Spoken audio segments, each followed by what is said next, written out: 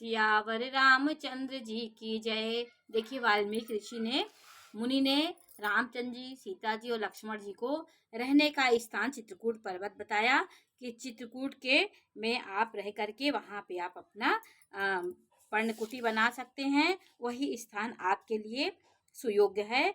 और वहाँ पे उन्होंने मंदाकिनी नदी की महिमा बताई कि मंदाकिनी नदी को सती अनुसुईया ने अपने तपोबल से प्रकट किया था। गंगा जी की धारा निकल गई थी, तभी से गंगा मंदाकिनी नदी वहाँ पे बह रही है। चित्रकूट के पावन जगह की महिमा बताया स्थान की कि श्री रामचंद्र जी ने कहा कि लक्ष्मण, बड़ा अच्छा घाट है, या यही है, ठहरने की व्यवस्था करो। तब लक्ष्मण ने तपस्विनी नदी के पयस्विनी नदी है वहीं पे चित्रकूट के पास, उसी के पास उत्तर के ऊंचे किनारे को देखा। वहीं पे उन्होंने चारों ओर धनुष से जैसा एक नाला फिरा हुआ था।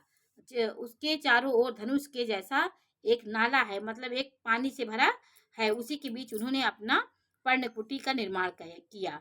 नदी पनच सर सम दम दाना, सकल कलुष कली साउज नाना। चित्रकूट जनु अचल अहेरी, चुकई न घात मार मुठ भेरी। नदी मंदाकिनी उस धनुष की प्रत्यंचा डोरी है और शम दम दान वाण है। कलयुग के समस्त पाप उनके अनेकों हिंसक पशु रूप निशाने हैं। चित्रकूट ही मानो अचल शिकारी है, जिसका निशाना कभी चूकता नहीं है और जो सामने से मारता है। उन्होंने कहा, ऐसा कहकर लक्ष्मण जी ने स्थान दिखलाया। स्थान को देखकर श्री रामचंद्र जी ने सुख पाया। तब देवताओं ने जाना कि रामचंद्र जी का मन यहाँ रम गया है। वे देवताओं के प्रधान थवई मकान बनाने वाले विश्वकर्मा को साथ लेकर आए।